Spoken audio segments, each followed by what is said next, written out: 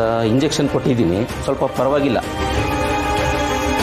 ಆದರೆ ಅವರು ಹೀಗೆ ಇದ್ದರೆ ಮಲ್ಟಿ ಆರ್ಗನ್ ಫೇಲರ್ ಆಗುತ್ತೆ, BP ಲೋ ಆಗಿ ಹಾರ್ಟಿಗೆ ತೊಂದರೆ ಆಗ್ಬೋದು. ಡಾಕ್ಟರ್, ಈಗಲೇನಾದರೂ ಅಕ್ಕನ ಅಡ್ಮಿಟ್ ಮಾಡಬೇಕಾ? ಹಾಗೇನಿಲ್ಲ, ಅವ್ರು ಇಲ್ಲೇ ಎತ್ಕೊಂಡು ಊಟ ತಿಂಡಿ ಚೆನ್ನಾಗಿ ಮಾಡಬೇಕು.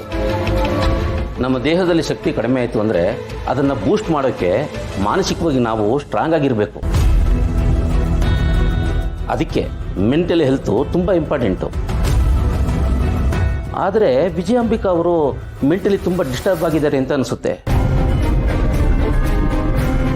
ಅವರು ಮನಸ್ಸಲ್ಲಿ ಏನೋ ಇಟ್ಕೊಂಡು ಕೊರಗ್ತಾ ಇದ್ದಾರೆ. ಈ ಟೈಮಲ್ಲಿ ನೀವು ಅವ್ರಿಗೆ ಸಮಾಧಾನ ಆಗೋ ಹಾಗೆ ಮಾತಾಡಿ, ಅವ್ರ ಮನಸ್ಸಲ್ಲಿ ಏನಿದೆ ಅಂತ ಕೇಳ್ಕೊಳ್ಳಿ, ಅವ್ರು ಇಷ್ಟಪಡೋ ಹಾಗೆ ನಡ್ಕೊಳ್ಳಿ.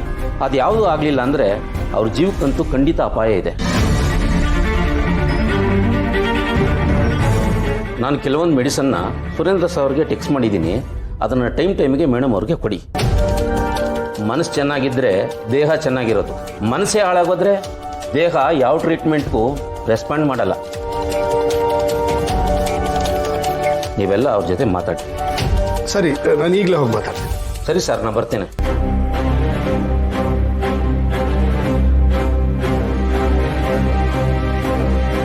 ಸುಬ್ಬು ಸರ್, ಸೆಂಡ್ ಮಾಡಿದ್ದೀನಿ, ಮೆಡಿಸಿನ್ ತಂದ್ಬಿಡು. ಸರಿ ಸರ್. ನಾನು ಅಕ್ಕನ ಜೊತೆ ಮಾತಾಡ್ಕೊಂಡು ಬರ್ತೀನಿ. ನೀವು ಯಾರೂ ಬರೋದು ಬೇಡ, ಇಲ್ಲೇ ರೀ.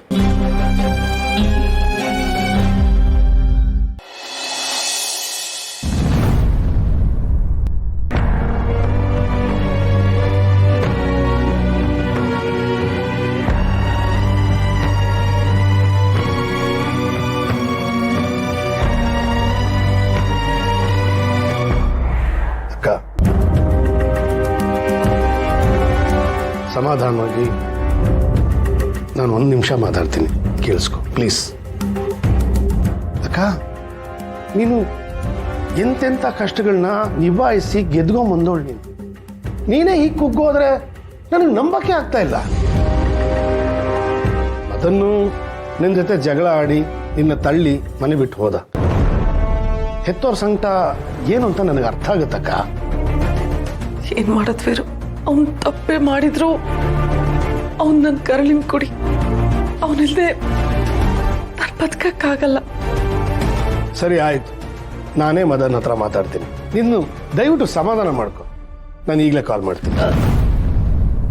ಬೇಡ ವೀರು,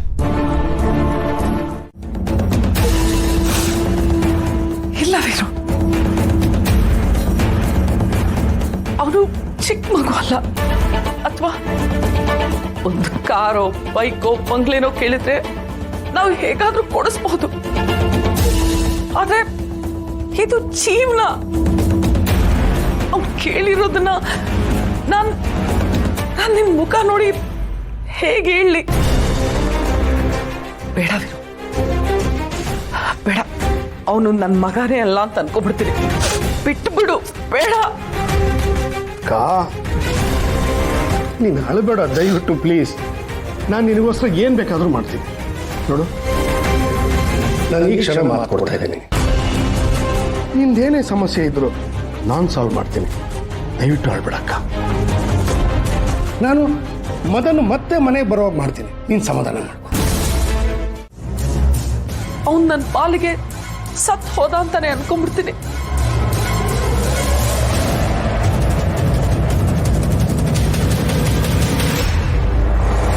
ನಾನು ನಿನ್ನ ಪಾಲಿಗೆ ಸತ್ತೋದೆ ಅಂತ ಅನ್ಕೋ.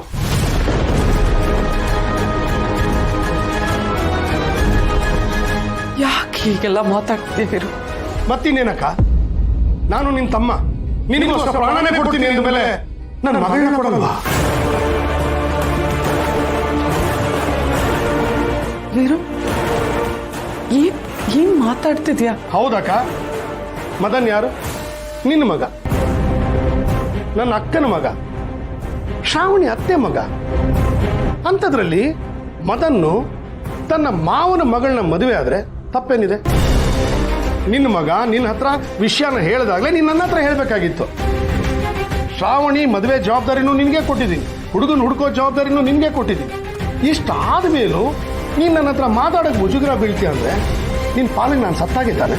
ವೀರು ಹಿಡಿತು ಅನ್ನು ವೀರು, ಹಾಗೆಲ್ಲ ಮಾತಾಡ್ಬೇಡ. ಅಲ್ಲ ಜನ ಏನ್ ಅನ್ಕೋತಾರೆ? ವಿಜಯಾಂಬಿಕಾ ಮಿನಿಸ್ಟ್ರ್ ಮಗಳನ್ನೇ ಸೊಸೆ ಮಾಡ್ಕೊಂಡ್ಲು ಅಂತ ಹೇಳಲ್ವಾ?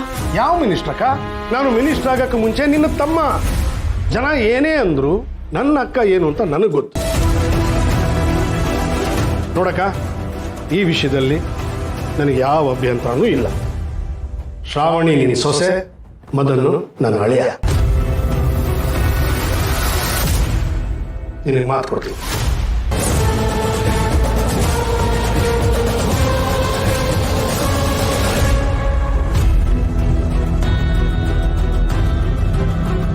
ಮೊದಲು ಅವನಿಗೆ ಮುಂಗೋಪ ಇತ್ತು, ಬೇಜವಾಬ್ದಾರಿತನ ಇತ್ತು.